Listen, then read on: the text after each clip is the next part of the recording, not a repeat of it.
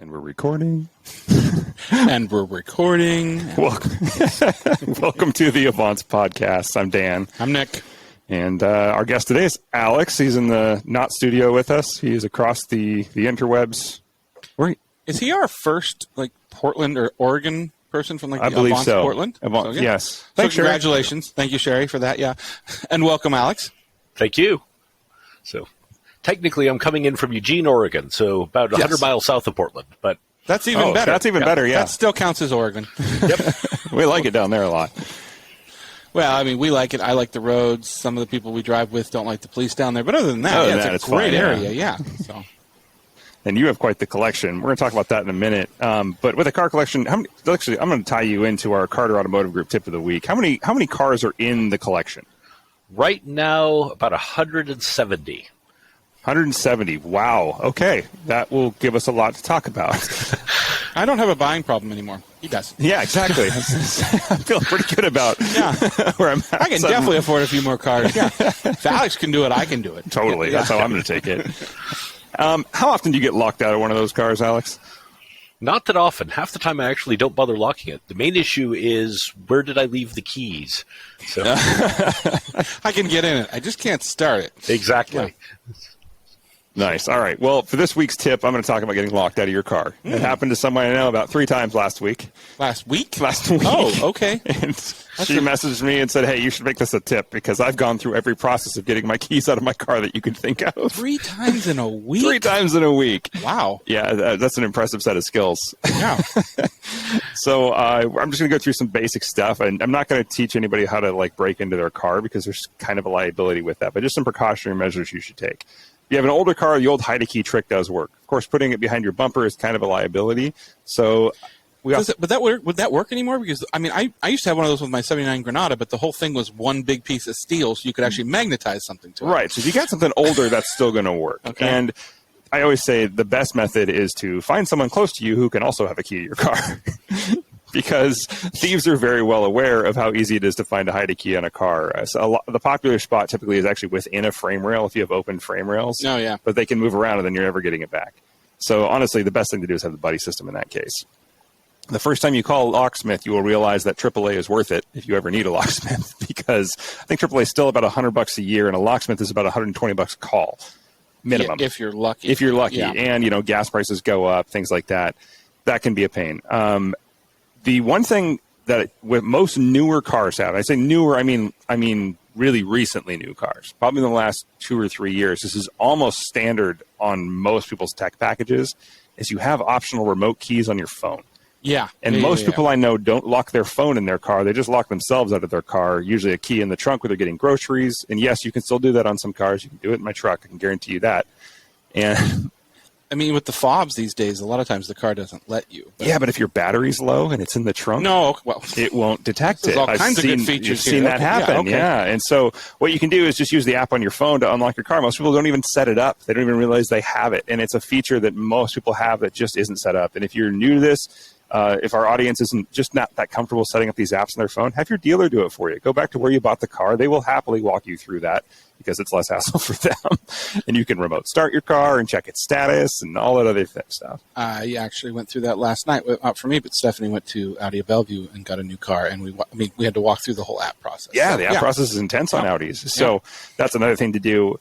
The other trick, of course, we can get into all the ways they get into your car. Coat hanger, shoelaces, harder to do on new cars. Shoelaces? Yep, pull off your shoelace, put it in a loop. You can reach down in and loop the handle. It's kind of a pain. That's going to take you some time. I do miss the days of having the little knob right at the window where you can pop it up and pop it down. But coat hanger, a safety issue. Yeah. Yeah, the new thing they do now is an air bladder pocket. They put it in. Most police carry that. Police carry that. Yeah, they have an opening kit, they call it. You can get them off Amazon too. Most thieves have this, so keep that in mind as well. If you can buy it, bad people can buy it. That's right. Yeah. And so you can put those between sometimes the door, which is and this isn't made to open your doors. It's just going to open it a fraction of an inch, just enough to get something in there and hit that button. Of course, it's going to set off your alarm. Your keys are in there. Who cares? So the alarm's the last thing. The alarm's the last thing you worry about. Yeah. Obviously, if you are going to do that and you're in a populated area, I also recommend a tip a lot of people forget. Call the police, because if somebody sees you getting into a car and doesn't know it's yours, they're going to assume bad things are happening, depending on where you're at. Yeah, because police have time to come check on those things these days. But depending on where you are. North Bend Snoqualmie Police, they have time. Absolutely, yeah. Okay. Some Amish Police, they have time. Seattle North Bend Police, Snoqualmie will come pick up a deer. Yeah. I was going to say, Seattle Police, unless you're bleeding on your car, they're not going to come. They don't have the time. Can you bring you in the car to someplace with us? Yeah.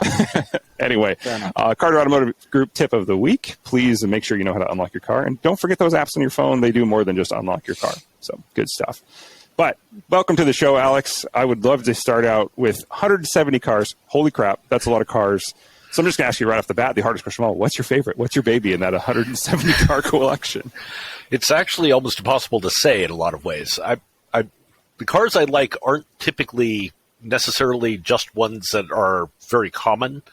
I tend to like a lot of very different cars. So some of the cars are great around town, but they're miserable on highways or miserable on backcountry roads, things like that. So it's really, really hard to say.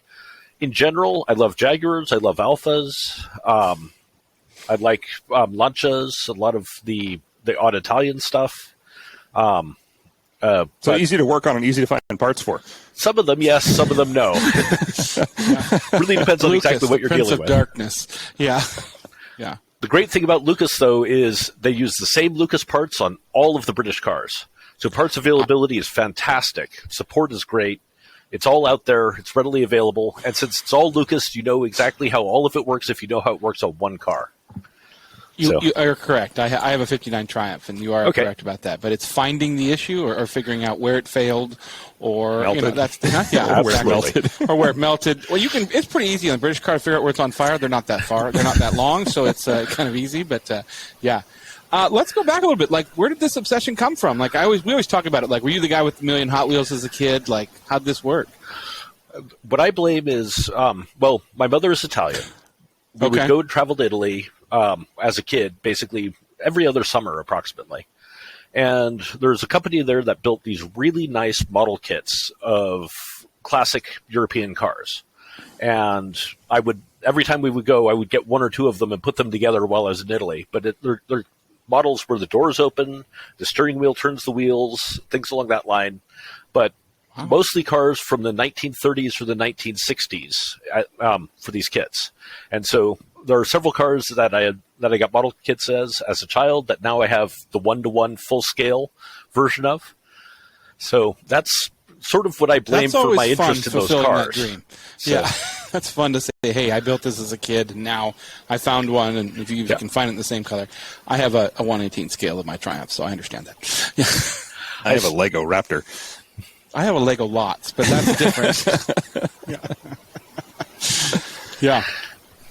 So, I mean, I was kind of looking on your website, and this, obviously, you're going to Italy all the time, I mean, as a child, which just seems like a horrible thing. I'm sorry you had to do that. Finding these wonderful model kits and things like that. But obviously that would expose you to a lot of Italian cars. But, I mean, did you guys tour around Europe as a child, too, and kind of see some of the other things? We did. I come from a very non-mechanical, non-automotive family, so I was sort of the only one who really loved this end of things in a lot of ways. But I would always I liked the shapes and things, the forms of the different cars that I tended to see. And so the advantage of the collection started off largely with British cars. And part of why it started off largely with British cars was I turned up a Jaguar I wanted to restore. That kind of kicked the entire thing off. That car never actually got restored, but parts of it did end up going on to another version of the same car that I did actually finish. But a big part of it is the fact that the British cars had ready part support, very good documentation, easy to find information, and they're easier to find here in the U.S. So that's sort of what kicked it off. And then from there, I bought a Lancia, and so my first Italian car. And then I bought a Porsche, and I bought a Volvo, and and then a Citroen traction Avant. And so I've kind of branched out beyond that for the most part, but mostly European. There's a couple Japanese cars that have managed to slip through, but mostly European. Now, you obviously, I mean, and you have a very understanding, kind wife, Amy, she's a big part of the collection, of course. But, absolutely. Women like that to allow you to have one car, let alone 170, which, by the way, you need to update your website, sir, because it says it's only 140, so let's get on that. Unless you just had a busy night last night. Just adding 30 cars to the collection, yeah. Yeah, it is a bit out of date. We're still trying to get everything photographed and everything up on the website, but there's a lot more to do.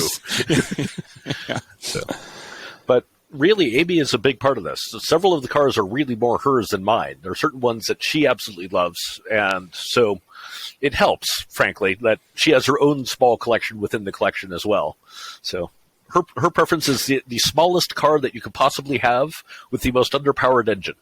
So what are those three-wheeled ones? Is it Reliant Robin or something? Robins, Coopers. So we've got a Mini Cooper. She has a Auto Bianchi Bianchina. We're restoring an original Fiat 500 for her right now.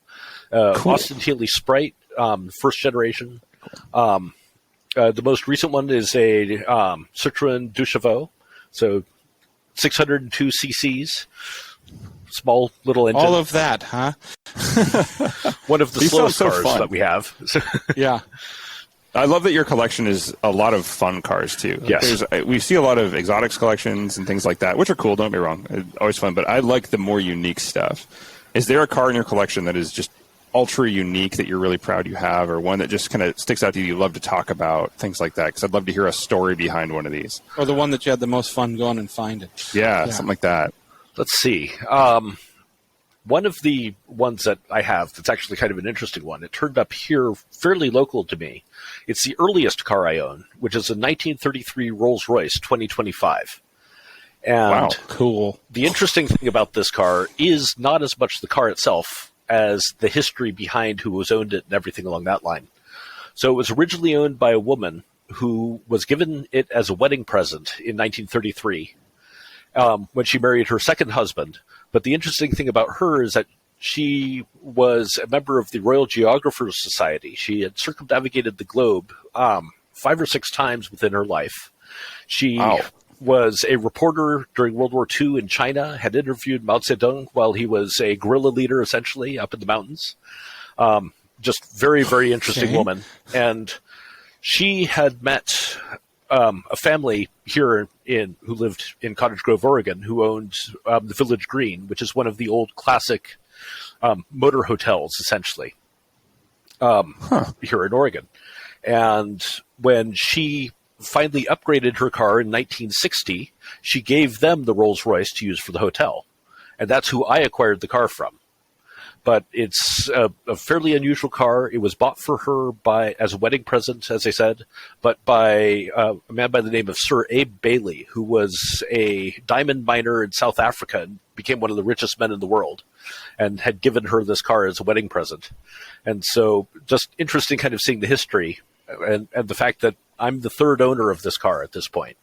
So despite the fact that the car is from 1933. Yeah, I was going to say, it's not uncommon now to get a new, be the third owner of a car that was made in like 2016. Absolutely. So did she live in that area, in Oregon and Eugene, in that area? Or she where? lived in the UK. In the UK, primarily, okay. But traveled constantly.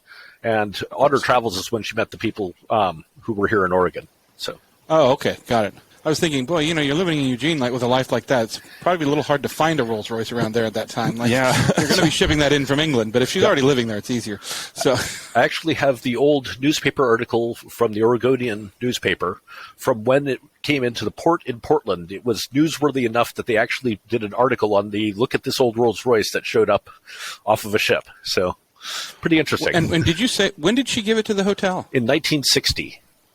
60, okay. So, that's a few years. So she put some miles on it. She drove it. She had some fun with it. Yeah. That's really cool. Shipped it around the world. That's incredible. So I'm assuming right-hand drive?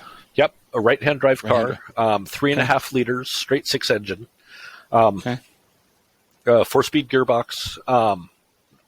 That era of Rolls-Royce is actually a really drivable, nice car from that end as well, because it has enough power to still keep up with modern traffic. It has pretty good brakes for a car of its era. You could drive it down the highway, and it'll go down the highway at a reasonable speed, which a lot of my smaller British cars tend not to do, especially from that era. So side road cars, yes, got it. Yeah. So are you doing all this mechanical work yourself? Are you and Amy kind of finding a project and working on it themselves, or are you having people work on them for you? It's mixed to some extent. There's some cars that I do a fair amount of work myself. I like doing electrical work. I like doing some interior upholstery work and things along that line, some mechanical work. a lot of the cars, if it's a major restoration project, I've been outsourcing a lot of it locally to Vintage Underground Restorations, which it's great having actually a really good restoration shop here in town. But they've been doing absolutely fantastic work for me. That's so cool. I was saying, having the time to even do minor work on 170 cars. Do you have a collection manager like a lot of people do for that? I don't. I spend a lot of my time, honestly, doing that.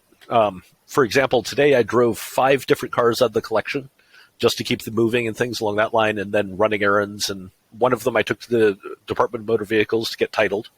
And then otherwise it was mostly just going through while it was a relatively dry, sunny day, trying to get as many cars moving and driven as possible. I was going to say that's got to be you must have to drive a different car or several different cars almost every day because they have to be driven. We've talked about this at length at the show. And I do my best to try and keep them all driven at least once every 6 months. And that is sort of the limit on what I can do. Not all of the cars in the collection are necessarily running driving cars right now. Some of them are future restoration projects out of that 170. Right. But the majority of them are actually functional cars. And I do. Do you have one? Do you have one that's been a nightmare car for you? Like, not in the sense that it's a bad car, but one that's just like the Winchester Mansion. It just is always in a state of repair. I actually went through that, by the way. Me too. Yeah. I've had a few that have been sort of along that line, where it's like there's constantly something to do. The first one was my Traction Avant, the Citroen Traction Avant. The hard part with it is that French cars are a little bit harder to find parts for. And I got it, and the starter went out on it almost immediately, and I was chasing things on the brakes and chasing things kind of throughout the car, getting it up and running and reliable. So there's always something along that line that I tend to run into where this car just needs far more work than it ever was supposed to. Yeah. They're kind of rewarding, though, because that's so much effort, and it's such a cool car. I mean, Citroens in general, especially older Citroens, I should say, in general, are really cool cars. They're really unique, and everybody looks at a Citroen no matter what. Doesn't matter what kind of car they're into. They just look at it and they're like, that is either cool or at least polarizing. Yes. Even if they think they're ugly, they're still polarized and want to look at it. They're wrong. One of our best car stories. Were you there with Blake and I in the parking lot when the axle fell out on the Citroen? I was on the way there.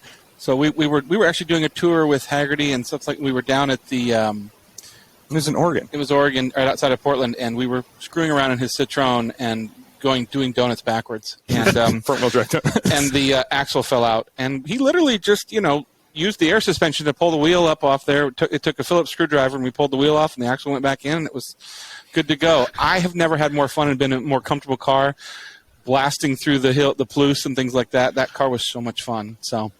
Yeah, that's a great memory when I think about it. Yeah, so. Classic Car Adventure. Shout out to them. That's right. Have you ever done anything with them, Alex?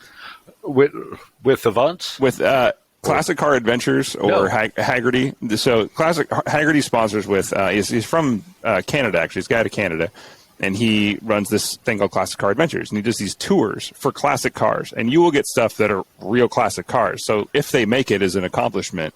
Let alone the roads they send you down. They're in the middle of nowhere, and we did this one in Oregon, which was just fantastic. Fell in love with the back roads of Oregon. I've been using routes from that drive ever since, every summer. Just one of the best driving areas in the country is Eastern Oregon. So, yeah. So I asked this question, probably already knowing that there's going to be more. What are you looking for? Because I don't think you're going to stop. Let's see. There's always kind of a few cars on the list. I mean. If something really interesting pops up that I've never heard of, that's usually something that'll always attract my attention. Things I'm sort of semi-actively looking for is a really nice Fiat Dino. Yeah, cool car. Actually, we know somebody that just bought one of those. Yeah. I had never heard of that car before, and it came across, I think, in Amelia Island or something like that. So yeah. But and I'd be fine with either a Spider or a Coupe. They're both interesting cars to me. I like GT cars, so I tend to like cars that you can basically get in and drive anywhere, anytime. And so I tend to lean in that direction for a lot of the cars in the collection. So a nice launch of Flaminia would be fantastic. I'd love one of the Zagato-bodied Flaminias. They're stunning cars. Yes. So let's go back a little bit. I mean, obviously you're spending every other summer in Italy. Growing up, like you were your car kid. What do you do for a living? I guess is the question. Like I mean, are you in the automotive industry or is this a passion? It's really a passion. My background is actually computer science, but my current work is in commercial property development and management. So very cool. Okay. The nice thing is that it allows me to basically work from the most part from my phone. So anywhere that I could be on my phone or whatever, I can keep things going. So I occasionally have meetings I actually have to be at or participate in, but a lot of it allows me to basically be in the garage most days, which frankly is where I end up. So. Yeah, I just picture you like lying on the creeper in the garage, like with the laptop open. Oh, you can do that. Yep. Yeah. Gee, I need more space for cars. Who could I find to help me with that? That is the classic problem, honestly, with a collection my size. It's the two things. It's the, where am I going to put it? And then the question is, now, where did I put it? When you have things spread out all over the place, it's like, now, what building did I leave that parked in? So that's funny. There's a collector up here, Peter Gleason, and he talked about it on his. He said, "I've got cars here, there." He's like, "There's a few in England, there's a few in Germany." He goes, "I always have to figure out where I kept a car." Yeah, like, well, that's a horrible problem to have. But I mean, that's a neat problem too, in the fact that you're able to find a project and go, "Okay, I'm going to find a home for this because it's going to go into something that's, like Dan said before, a lot of the collections are incredible, but I like collections like yours that are more eclectic and more drivable and kind of what I kind of put into like a Jay Leno collection, the fact that there's a lot of nice cars in there, but they're all drivable, they're all serviceable. You can work on them, obviously. So well, Jay's case, I'll just service my McLaren F1 myself. Okay. I'm saying like he's not your typical. No, this is funny though. I'm trying to compare the man to Jay Leno. Would you let me go? What adventures have you gone on in your cars? You great trips under your belt, I'm sure, with GT cars. I've done quite a few, just a lot of tours with different organizations and things along that line. I've done a few TSD, time, speed, distance rallies. Oh, cool. Which can be a lot of fun to do by the seat of our pants or actually trying to pay attention to it and actually be competitive. I've done a few adventures where one of the biggest, you were asking about cars that did not succeed the way that I expected to. I bought a Jensen Interceptor convertible in Los Angeles. Cool. And flew down to pick it up to drive it home with a friend of mine. And the proper way. I like it. Knowing full well it was going to be an adventure, and it really was an adventure. So, not where we're going to get stranded, but when. Yeah. So, or also where. In the first 24 hours, we basically made it over the grapevine, and that was as far as we made it. And that was because we dealt with everything from the air conditioning compressor seizing, and the belts on that are shared with the alternator, which meant that we basically had to cut the belts and had no alternator, to dealing with the fact that none of the tires had any weights on them, so they weren't balanced at all. So if we went over 50 miles an hour, the car felt like it was shaking itself apart. So we ended up... Did you guys just go find a shorter belt at like Napa or something to put on there? We went to Costco as soon as we got over the top of the grapevine. We went to Costco, had them balance the tires, and while they were doing that, we went and bought a spare battery and a battery charger. And so we basically drove half the day on the battery, swapped out the other half of the day, and then spent the night, and then made it all the way up to San Jose. And found someone who could order in the compressor for us in San Jose and get it installed. Meanwhile, my friend who I'm with works for a company in San Jose, so he had the ability to basically go to work while I was getting all this done. And then we finished up the trip, or tried to finish up the trip, heading north, and made it basically to Eureka, California, as our next stop. And from Eureka, California, the next morning we started up the car, drove just outside of town, and had an electrical short that basically killed the ignition system. So we rented a trailer and a U-Haul to haul it. Went about another 40 miles before one of the tires on the U-Haul trailer blew. So 9 years later when you got home.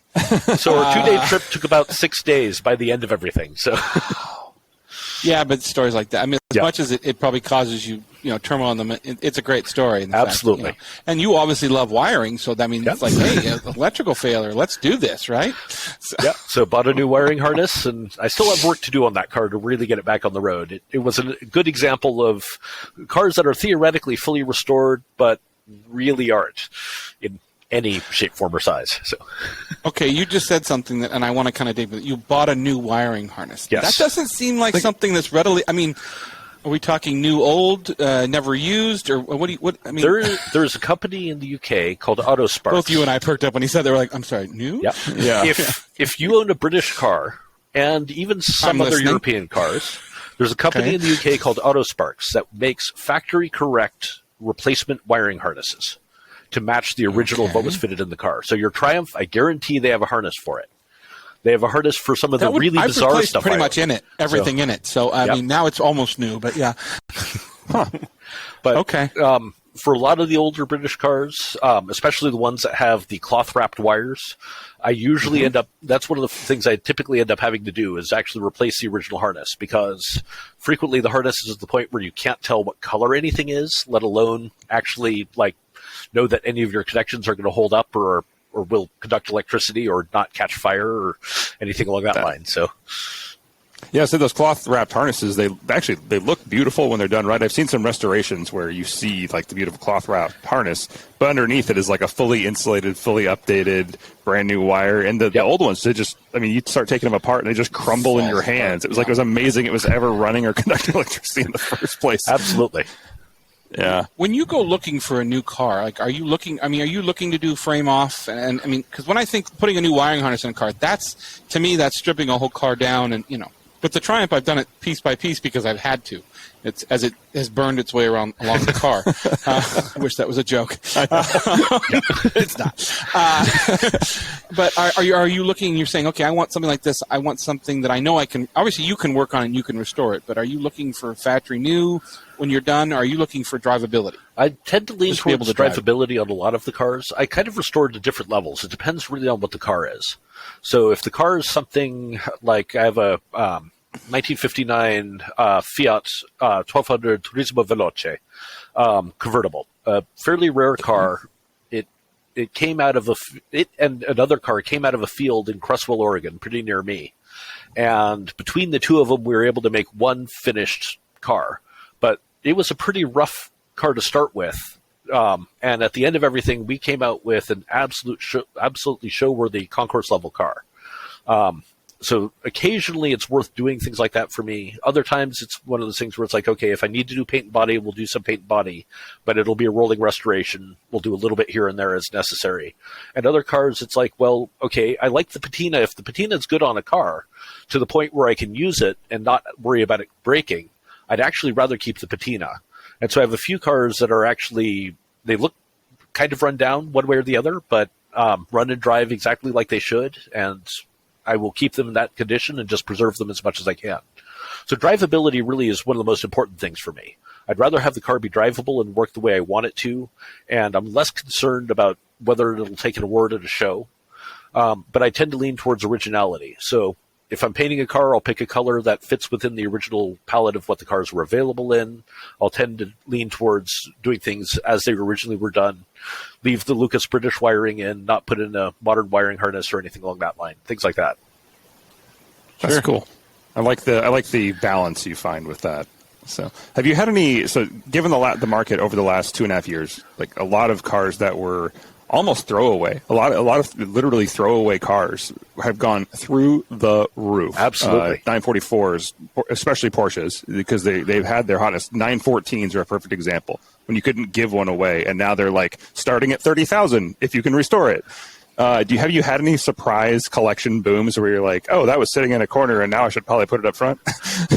I've had a couple that have leaned that way. I bought a Datsun 240Z and a 280Z. There you go. Yeah, just the right time.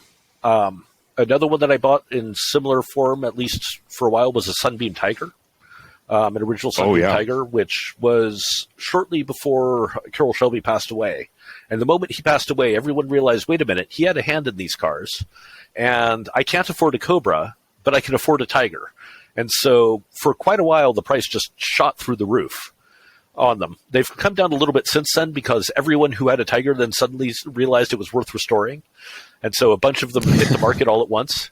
You saw the same thing also with like Porsche 356s. That's another one that I've done reasonably well with. Yeah. I mean, when you find a car, do you know if it's going to be in your mind if it's a restoration and then sell, or if it's this is going to stay in the collection, or if it's one of those things where you go?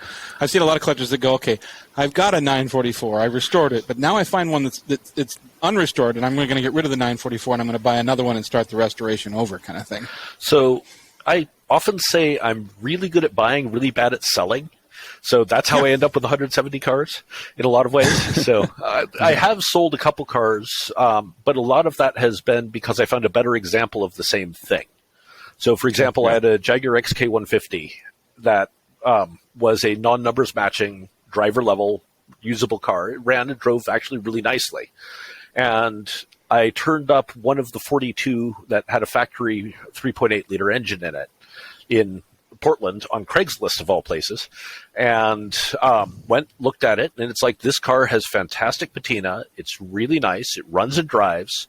It's much more original than the car I had. It doesn't drive as nicely as the car I had, to be honest. There's a little bit that could be done to improve it, but overall, it made sense for me to sell on the one that I had and buy this one because it's a rare, nicer example of the same car. And then there's a few cars that we have his and hers examples of, like a Lotus Elan and Austin Healey Sprite. So, two Austin Healey Sprites equal like one regular car. Yes, so that's fine. Yeah, that's good. My wife's is dead stock, but mine is heavily modified. So.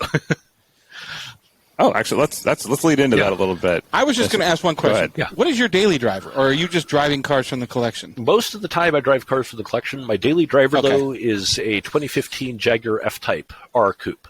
Okay. Ooh. So that's a cool car. So you're still having fun. Okay. Oh, yeah. Just really working on that British brand. Yeah. I was going to ask, you said yours is heavily modified. It's like, have you ever just resto-modded the hell out of one of these things? I've got a few cars that are modified along that line. The one that I'm doing that's more of a resto mod is actually a Mazda Miata with a Jaguar V6 engine in it. So that's unique. Not a common swap. I've never heard of that swap. Do that. Yeah. There's a company in the UK that put together a kit to do it. And the advantage is that the Jaguar V6, it's a 3-liter V6. It weighs less than the original Miata engine, but they interface it through the original gearbox and everything. So you keep your weight balance pretty close to original. You keep your handling much like an original, but about twice the power. So that's probably the most resto mod I'm doing. What year Jaguar? Yeah, what's the motor out of? It's out of a Jaguar S-Type, about a 2003, 2004. Okay, so it's a modern. It's a modern engine. Yeah, okay. Ford used the same engine or a similar version of the same engine, but not quite as advanced. They used it primarily in front-wheel drive applications. So the only rear-wheel drive was the Jaguar. That was the Ford days of Jaguar, yes. Right? Ford owned Jaguar at that time? Okay. Yeah. That's a cool swap. I never heard of that, ever. I've heard of some people putting the V8s and V6s. Flying Miata conversion. When you have to, you got to bend the little bit of the firewall back to get it in there. Yeah. But literally sledgehammer to the firewall. Yeah. That's the instructions. I learned that from Stacy Keach on the show Gears one Sunday morning. Yeah, I know a couple people have done that. It's pretty cool. Yeah. Well, I mean, putting bigger engines in a Miata is like the new version of the Sunbeam Tiger. Pretty much. It's like, they took a Triumph and they put a bigger engine in it and went, oh God. So the older version. The funny thing is that. Yeah. Oh, go ahead. So sorry. The older version of that I have is a Seata Dyna, so an Italian car from the early 1950s that in the period had a Studebaker V8 put in it. So it's a very period hot rod. So also a fantastic little car to drive. Is it like a moonshine running Italian car? I'm noticing a lot of the, and maybe this is something in your collection, as far as like a lot of these Italian, body makers, but like Pantera, and I'm seeing Iso Grifos are coming out of the woodwork all of a sudden, and I don't know why. Like, we'd never seen the brand. I mean, Dan and I have seen it a ton because we've been down to Concorso and things like that. But these type of things, do you like those type of cars where you've got an Italian styling, but you've got American muscle? I do actually. The Iso I would love to get. That's actually on my list of cars that you're asking about earlier. Is an Iso Rivolta.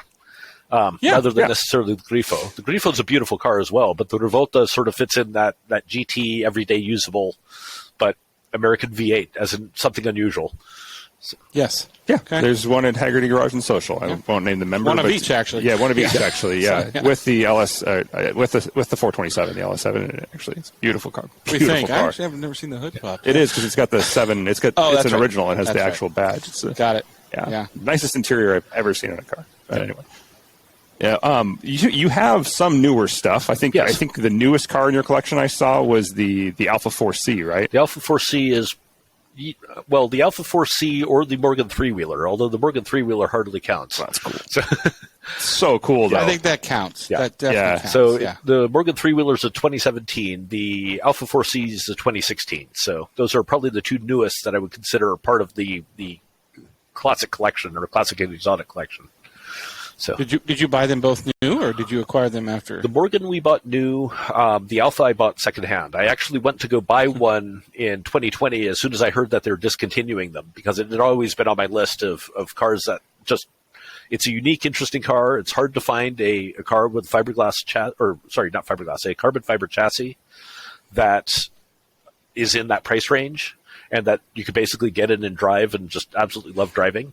And I went to go buy one and was told that basically the one dealer in Oregon did not have one, would not get one, and wasn't even on the list to receive one in the future. So I basically missed my chance to buy one locally. And so I was looking off and on essentially for one on the used market and turned one up in just outside of Salem.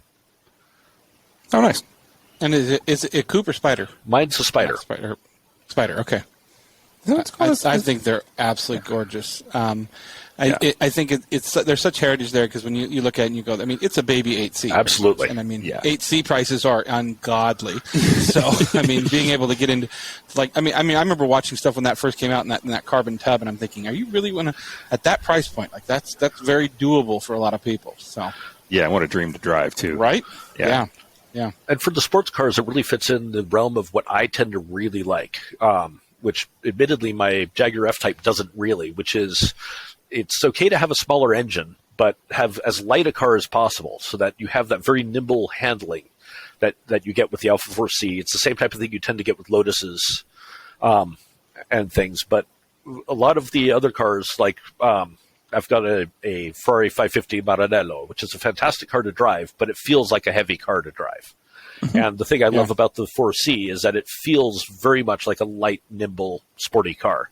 And that's what I like about a lot of the classic cars, too, is that they may have small engines or whatever, but because they're lighter weight and with an emphasis on handling, they tend to be a lot of fun to drive.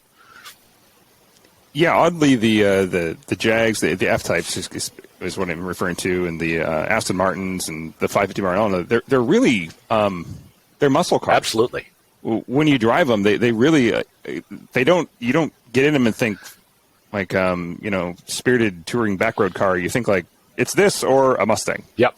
or a Camaro, and they really actually drive similar. And people don't think they do, but they really do. And that's not a bad thing. They're a ton of fun to drive. They drive well, but they're not as nimble as people would think. It's the small stuff still, especially the Lotuses though. All Lotuses drive well. Absolutely. So Yeah, except when what happened to when they spin, they lose a rear. there's only one bolt connecting the rear lower control arm, and then when it shears, the whole wheel just comes off.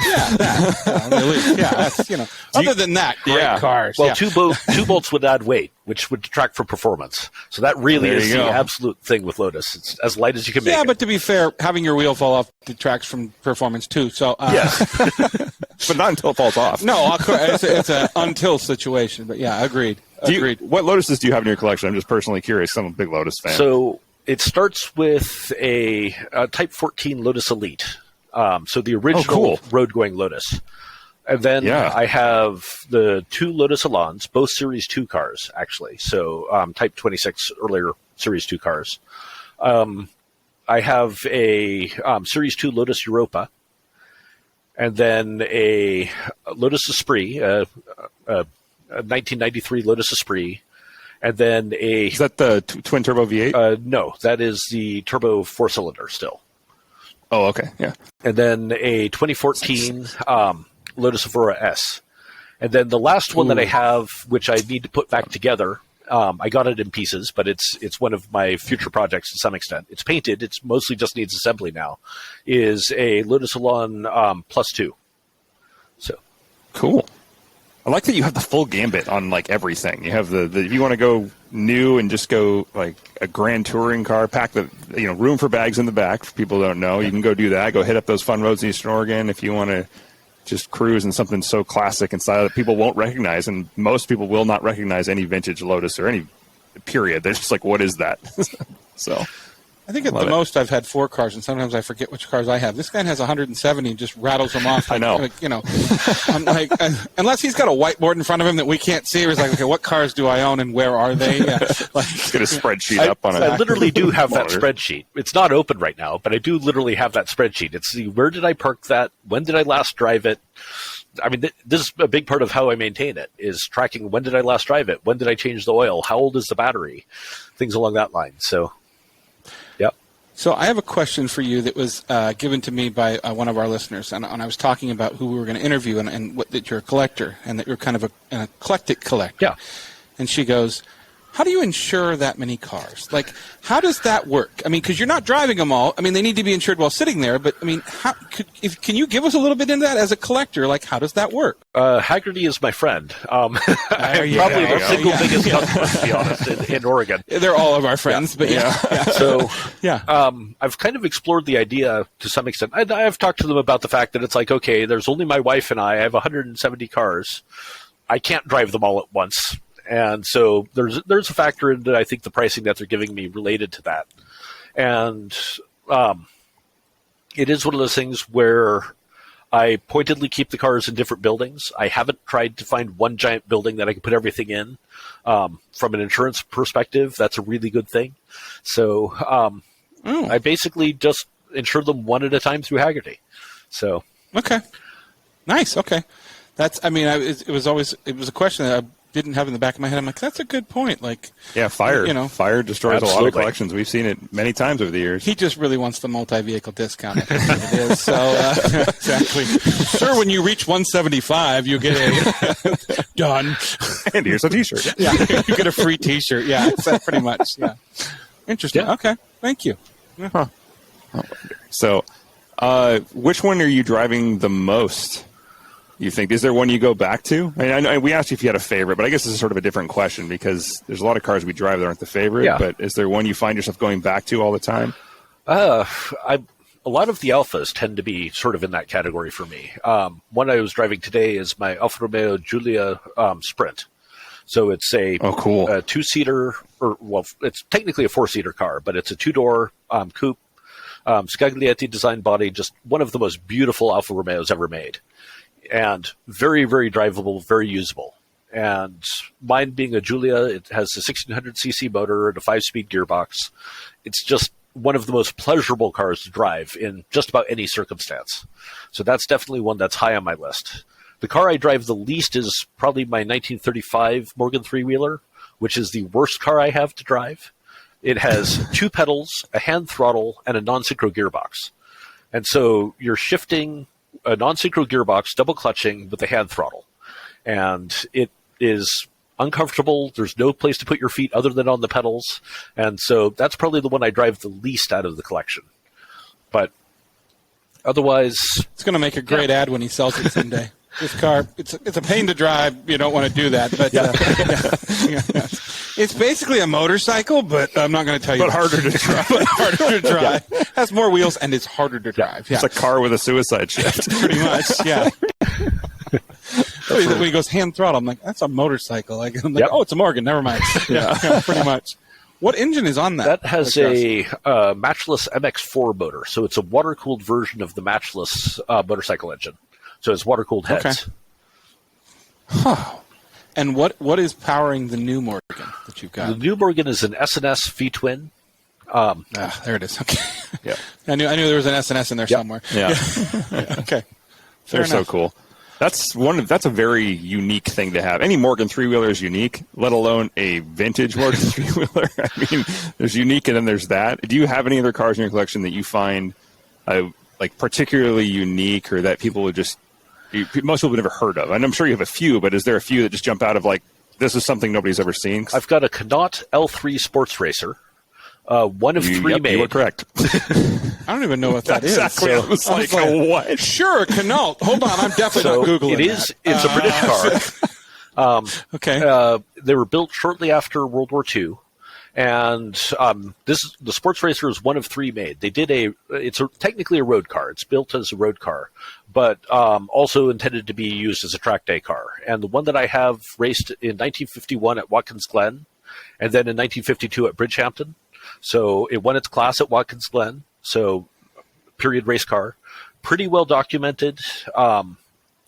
Just from new and everything. I have actually a book on Connaught specifically that talks about my car specifically as the first of them made, and it getting shipped to the United States to race.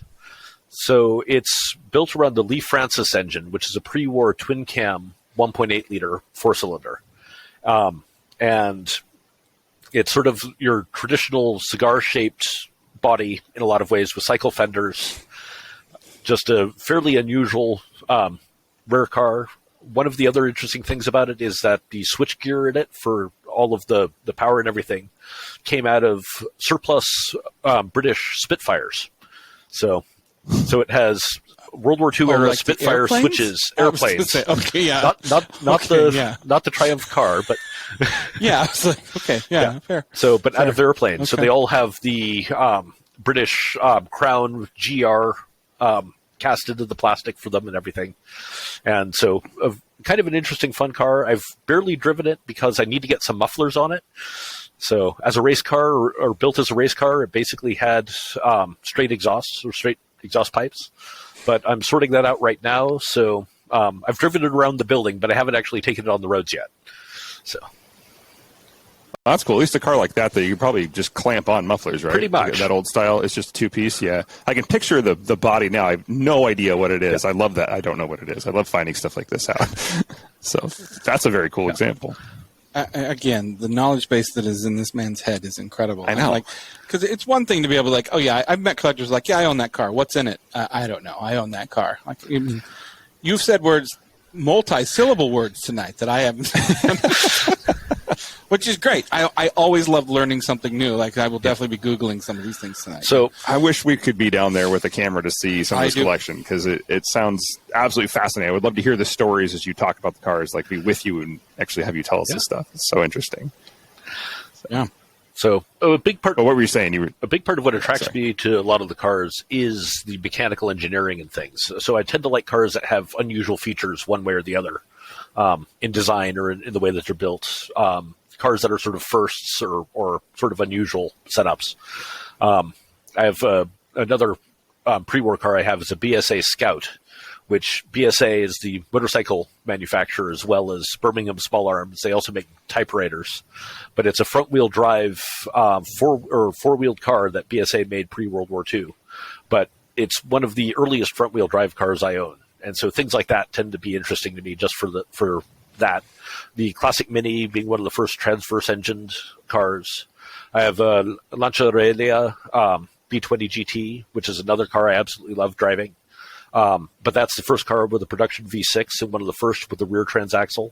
So things like that tend to be part of what attracts me to some of these cars as well. I'm not going to lie, when he speaks, it's like wordplay. It's just, there's such an elegance, by the way, and the accent and the pronunciation is incredible. So, Dan and I have spent a lot of time around people at Concorso where you're going, that's not how that's said. Even I know that. No, but I don't mean to take that up. But I'm like, I could listen to him talk for a while. I just love interesting car stuff like that. Like Right? Like you said, the engineering and some of that stuff is just absolutely fascinating to me. It's almost more fascinating to why they don't use it anymore, or why they did it at the time. There's always a good reason at the time that they did it. And now there's a lot of stuff you look back and you're like, that seems like a terrible design. But at the time, there was a good reason. I guarantee you nobody who made those cars was an idiot because they made cars. They just didn't age well. Yep. There's a lot of cars that were idiot designs that continue to make idiot designs. That was 70s. Yeah, I understand. Exactly. Now, fins will always be in style, good sir. Well, the majority of... and people... Go ahead. So the majority of cars I own are actually older than I am. I'm 45, just as a reference. But the main problem with being 45 is that most of the cars I grew up with were cars you don't want to own. So I'm actually quite happy that the majority of the cars that I have interest in actually predate me. So Minus the fact that it's undrivable. I'd take a Countach or a Testarossa, but I mean that's because we're both what 40, we're 42. We're 42. There are exceptions actually in that. Yeah, no, I'm with you, but you're right. Yeah. The cars of the late 70s and 80s, there wasn't a lot that stood out, and you went, I want that. Yeah. Well, even if they were really cool cars, and there's a lot of really cool cars from that era, I would say this one is the perfect example because the Bandit Trans Am is awesome until you realize that it has 170 horsepower and is 0 to 60 in 9 seconds, and it's one of the most unreliable, inefficient cars ever made. That's why we don't talk about the 69 Charger, because I grew up with the Dukes of Hazzard. Oh, and yeah. It flies, and it can really fly in real life, and it's not heavy, and it's not underpowered. Right, and it doesn't do this immediately as soon as it goes off. It definitely will not lawn dart. I saw it on the show. It worked. It's only the cop cars that crashed. Yeah. So it's like, everybody I know who has cars from this era and loves them, they're like, yeah, but they handle terribly, the brakes don't work, and it's terribly unreliable, and the plastic was that early plastic that just, cracked for no reason. They're like, well, why did it crack? Because it's plastic and it was made in the 70s. You looked at it wrong. So it's just crumbling apart. But they had style. I'll give them that. Do you have any American cars?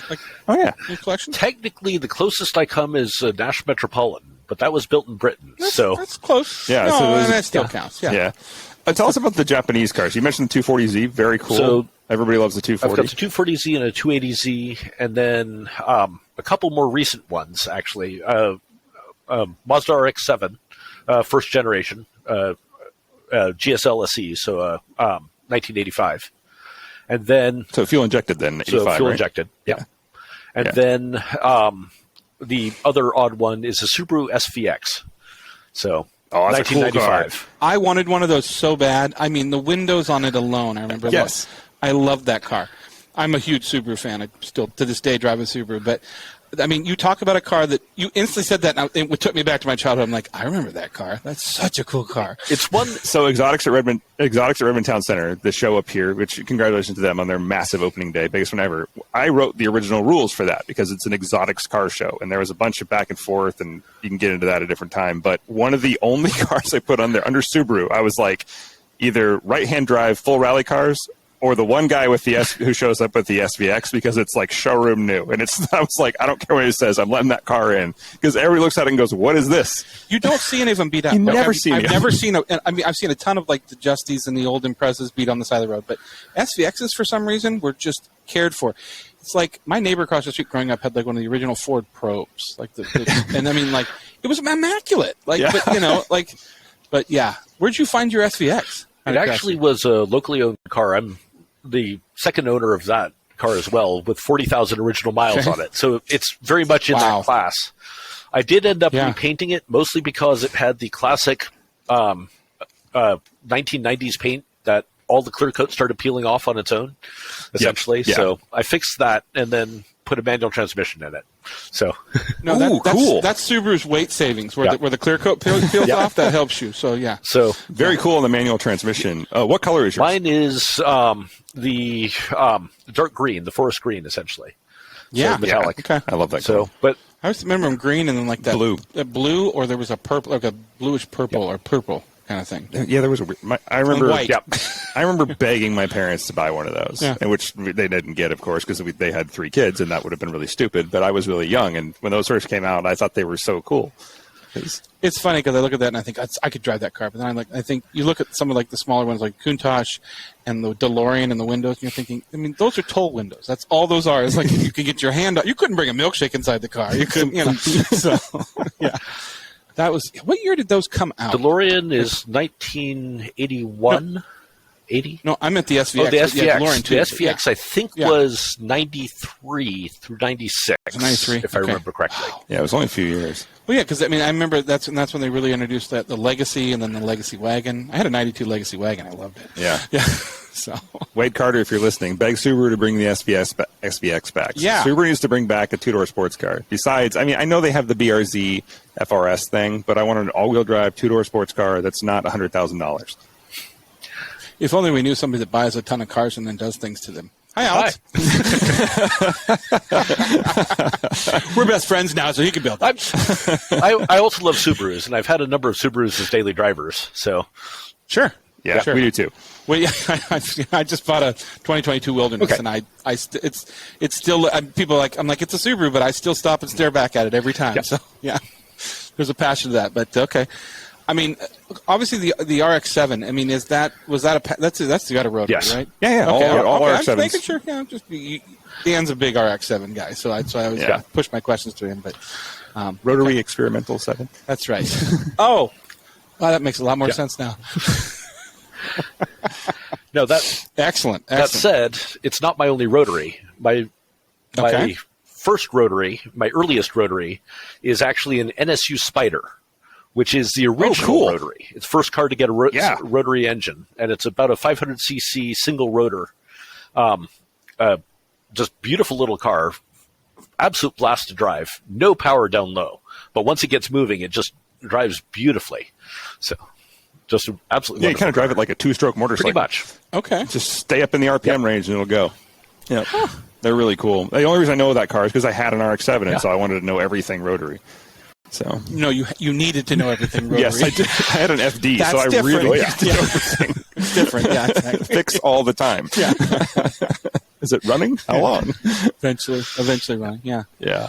So, I mean, with your love for cars, is there anything new that's out there? Not necessarily you want to put in the collection, but really, sparks your interest? I don't know. Future collector. I mean, that was sort of the Alpha 4C for me in a lot of ways. Yes. As I said, I sort of missed the boat on that one as far as actually getting one brand new, but I'm very happy with the one that I have, and it still is an absolutely fantastic car. I don't know. I haven't been paying that much close attention to most of the newer cars. Again, being a classic car person and having a lot of classic cars, I tend to like cars I can work on, and It's fair. most of the newer ones I really can't. So You don't want to. Yeah. It's too much plastic. the They don't want you to is the problem. The F-Type was Yeah. sort of that for me as well. I saw it at the San Francisco Auto Show. I was down there for Thanksgiving visiting family and went to the auto show when they first debuted. I think it had been shown in LA beforehand, but when they first debuted in the US, the F-Type Coupe. And I'm like, that is the most beautiful car Jaguar has made in a long time. And it's the closest thing to what I actually think of as a Jaguar that they've made in a long time. And so I pre-ordered one before I could get one in Oregon. I got the first or second one to come to the state because I absolutely was going to have and drive that car. And I do love it, but it's a very different car compared to some of the others. So Yeah. Yeah. It's gorgeous. I mean, obviously, Jaguar has been known to be. Certain other people who owned, I don't know, Ferrari called Jaguar the most beautiful car in the world. Yeah. I think that was the XK, Yeah. XKE or E-Type, XKE. yeah. So, yeah. It's E-Type, yeah. So, Actually, I don't disagree. You type there, right? Yeah. That's what it was? Yeah. Yeah. So, amazing. Well, being you said computer science background, Yes. right? Or engineering? computer what was it? science. Computer science. What do you think of the electrification? It's interesting. The biggest problems that I see is I don't have a good place to charge it everywhere I go. I've got a condominium in Portland. If I had the ability to charge an electric car at home and at my condo in Portland, I would be driving an electric car today. For the environmental impact reasons, if nothing else. I view the classic cars as sort of an environmentally positive thing because I'm not throwing away yet another car and recycling it. But for just commuting back and forth to Portland, I would love to have an electric car as an option, but I just can't charge it at my condo up there. And there's no good way to retrofit a charger into the older building. And I see that being sort of our problem with electric cars, if we're relying on charging as our primary source, is that it's great if you have a single-family home to be able to put in a charger. But when you start looking at people in apartment complexes and the power requirements required to be able to charge all of the cars in an apartment complex at once, we don't have the supply to the property big enough in a lot of places to be able to meet that demand. So I think that there's definitely positive things to do from that end. And I'm not against the idea of exploring electrifying older classics as well, doing the retrofit. But it would depend really on the classic for me. So cars that they built millions of, sure, go right ahead. You're not necessarily destroying a one-off unique piece, but if it's something where it's a very rare, very unusual car in good shape, I don't see a reason to convert it. Well, let alone some of the older cars that are meant to be lightweight and fun. pack a bunch of batteries into them, it's going to weight them down a little bit. Absolutely. Right. Yeah. And those are, like you said, you're upcycling anyway. A lot of those cars, they're driven so little, period. You have zero environmental impact compared to buying a new car. So, I love your take on that. And, you point out a really good point. I never thought about that, the grid implications of, like, an apartment building, which it's sort of a mixed bag. Like, you could probably do it in a major metropolitan area with a massive grid, but that doesn't work. And there's still apartments in small towns. Well, you're seeing it like in downtown Bellevue, my parents' condo. Like they put in 5 chargers. Like that was big. But there's I think 65 electric cars that live in the building. Exactly. So it's a little, which causes a bunch of issues with people that And so, I mean, I get that. You're right. It's the grid. I mean, everybody goes, well, there's the apps, and you can go around. There's chargers everywhere. Well, that's great. If I want to go sit in the car, chargers are in places where they can. Yeah. Yeah, I mean, all of our tech companies have a bunch of charging stations at every building, but now now people are coming back to work. It's a race to the chargers. Because, there's probably literally in my building, there's probably 50, 60 Teslas every day. I mean, it's just the community we live in. People have the chargers at home, but I mean, we have 20 chargers here, which is a lot. There's literally one on every building, or at least 5 or 6 on every floor. Yeah. But now they're running out of chargers at work, which nobody even a year ago didn't think it was possible. And now there's just gas prices went up, and everybody's like, well, I'll just go buy a Tesla because I can still go buy those at MSRP. Which you can't do with other cars. Well, we did set a record at the Tesla dealership here for the most money. So it does surprise me. Interesting dilemma, though. Huh. I like your take on that. You think you'll electrify anything you have just to do it? Is there a car you would do that to? I'm not sure. Well, nothing that I have that's currently a running driving car. I mean, I could see a couple possibilities. I have a Jaguar Mark 9 that it needs the engine rebuilt, but I also have another Jaguar Mark 9 that is a running driving car. So the one that needs the engine rebuilt could be a good candidate for exploring something like that. It's a big, heavy car already, so putting a bunch of batteries in it and a good-sized electric motor wouldn't necessarily hurt the car that much, and it has plenty of room for a lot of batteries. So that could be an interesting one to do along that line. And it's pretty much a rust-free shell, other than not having a functional engine. So could be fun. I think the ones that everybody's electrifying are H1s. They're taking H1s, and because they weigh a ton already, you can put the batteries in them. Yeah, they have. They're already an environmental impact. So that's not a bad idea, really. No, they it's probably not. drive a million times better. Absolutely, yeah, absolutely. There's a couple of series. Yeah. Excellent. Well, I mean, we really appreciate you coming on and taking your time. We apologize for being a little late. We had a setup issue, but I guess those listening didn't know that, but they know that now, so that's important. So thanks for pointing that out. Yeah, you're welcome. Thank you for being patient. Not a problem at all. No. Yes. Well, I love that you epitomize the Avants drive everything. You really do fit this. You fit our club very well. So thank you for being a part of it. Absolutely. Yeah. So. For this episode of the Avants podcast, I'm Nick. I'm Dan, and don't just get there. Enjoy the drive.